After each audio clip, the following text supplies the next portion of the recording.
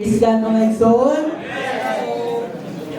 According to Roman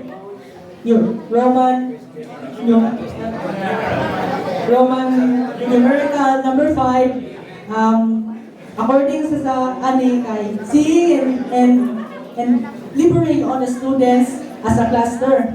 So, kita na yung mga igsoon, dapat kung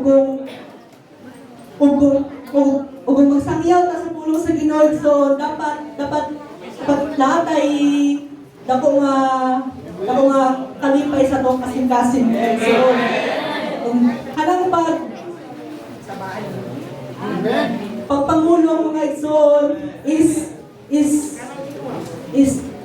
adunay pamaagi mga tumong sa pagsangyaw sa pulong sa mga batanon mga igsoon.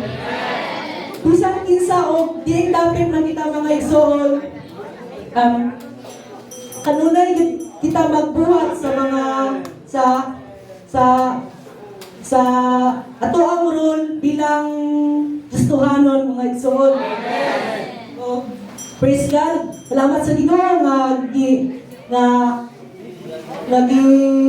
nagitagaan ta og authority aron